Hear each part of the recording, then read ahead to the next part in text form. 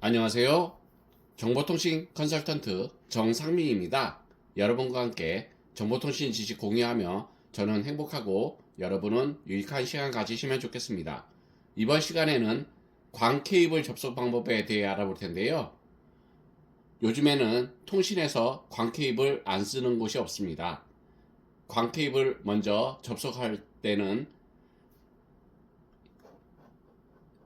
오른쪽의 사진에서처럼 광 케이블의 외피를 제거하고요. 두 번째는 보시는 오른쪽의 사진은 광 분배함이라고 불립니다. 이 광 분배함에 광 어댑터를 조립하면 되겠습니다. 이 파랗게 생겨 보이는 곳이 광 어댑터가 되겠습니다. 이어서 피그테일을 광 어댑터에 연결하면 되겠습니다. 오른쪽 상단의 사진에서 얇게 보이는 이 선들이 피그테일이라고 불리웁니다. 이 피그테일을 광 어댑터에 연결하신 다음에 그 다음 광 융착 접속기를 준비하시면 되겠습니다.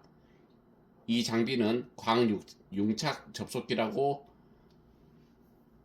할 수 있겠습니다. 이어서 피그테일을 광 융착 접속하시면 되는데요.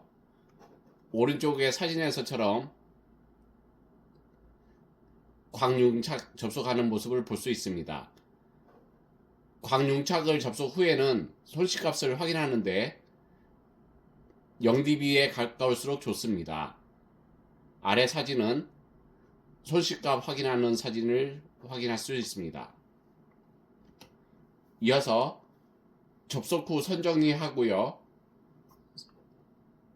아래에 보시면 선정리 상태가 깨끗하게 깔끔하게 되어 있는 걸 확인할 수 있습니다. 이어서 라벨지에 표기도 하고요.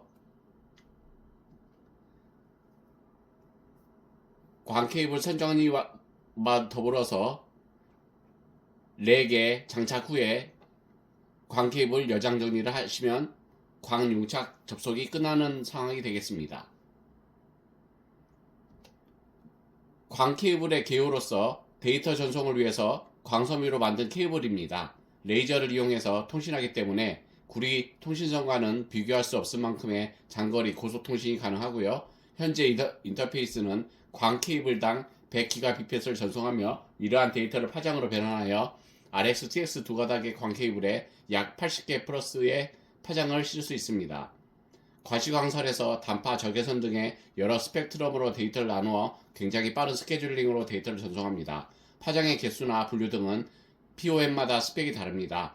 즉, 두 개의 광 케이블에 어마어마한 용량의 데이터가 오가고 있는 것입니다.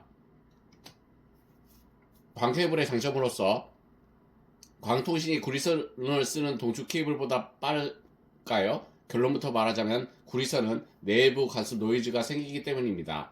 구리선은 전기 신호를 보냅니다. 전기가 지나가면서 자기장이 발생합니다. 물리학에서 잘 밝혀져 있듯 자기장은 전기장과 계속해서 상호작용을 합니다.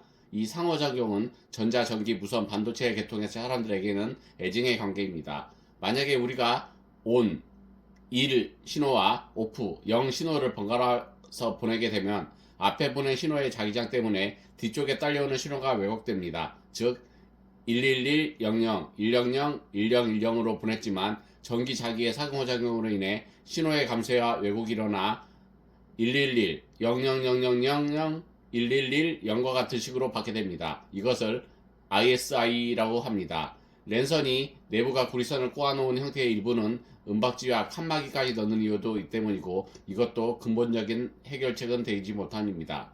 결과적으로 송신 측에서는 깔끔하게 0과 1을 구분하는 신호를 보내는데 수신 측에서는 신호가 뭉개져서 판독이 불가능한 경우가 생깁니다. 이러한 재전송을 요청해야 합니다. 1번 한 번 보내면 될 것을 두 번 보내니 속도는 절반으로 떨어집니다. 만약에 운이 좋지 않아 3번 보내게 되면 속도는 3분의 1로 떨어집니다. 광 케이블의 단점으로 보수가 힘듭니다. 빛이 제멋대로 굴절되면 데이터가 왜곡되거나 유실될 수 있으니 광섬유는 처음부터 끝까지 균열 없이 반듯하게 새겨야 합니다. 구리선 같은 도체의 경우 배선을 자르고 이어붙이는 것이 가능하지만 광케이블에 손상이 생길 경우 이미 깨진 유리장과 같으므로 선로 전체를 드러내고 새로 구축하는 것이 원칙입니다. 그나마 파손 위치를 정확하게 알고 있다면 손상된 케이블을 잘라내고 융착 접속으로 이어붙이는 방법이 있긴 합니다. 하지만 손상 부분을 정확하게 가늠하기 힘들 뿐만 아니라 융착 접속을 하는 방법도 까다롭기 때문에 어지간해선 사용되지 않습니다. 구부리는 것에 약합니다.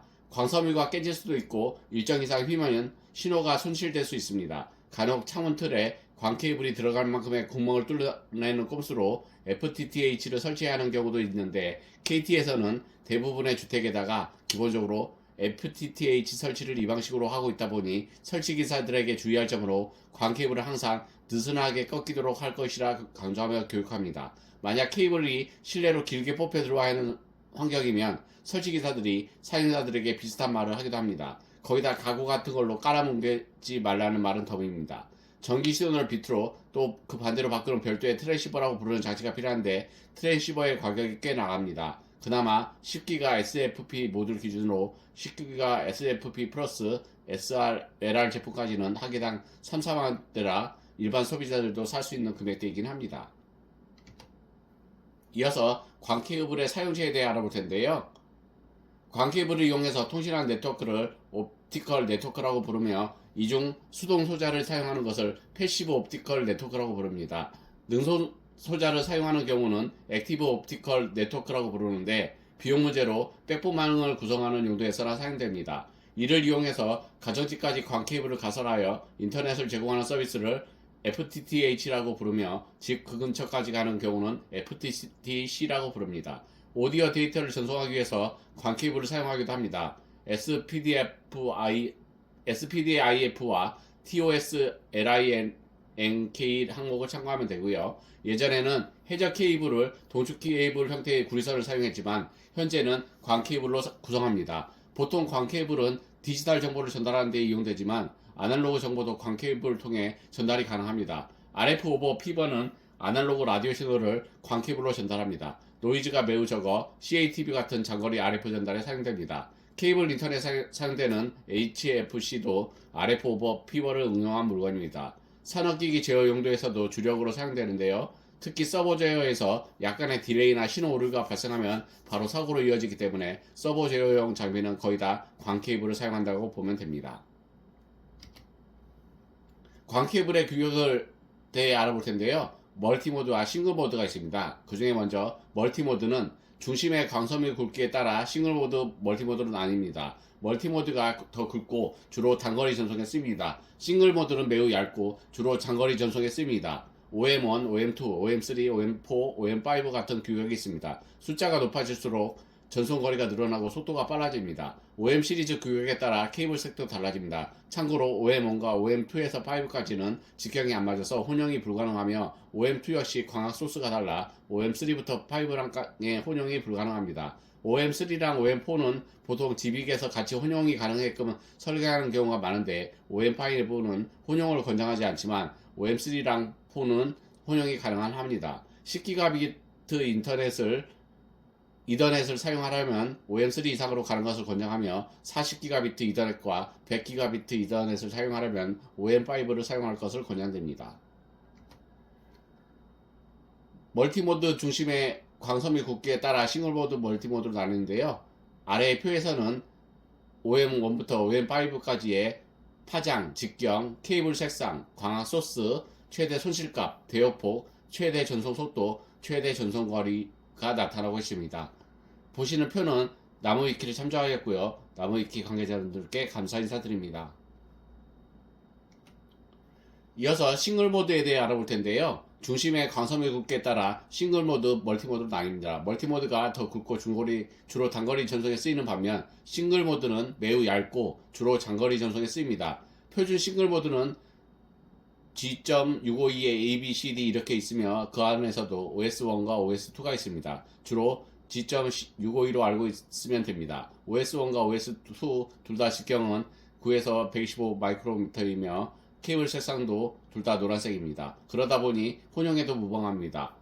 물론 혼용에도 무방하다는 것이 일단 공식적으로는 호환이 안됩니다. 주로 OS1은 최대 10km까지 사용 가능한 실내용이고 OS2는 최대 200km까지 사용 가능한 야외용입니다.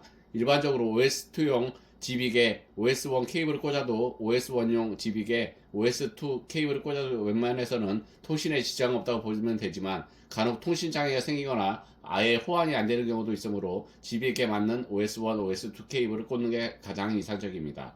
물론 지빅 스펙표에 OS1용인지 OS2용인지 명시되어 있지 않으면 OS1, 2 여부는 지빅이 제언하는 최대 거리 및 10기가 초과인지 이하인지를 따져서 선택하면 됩니다.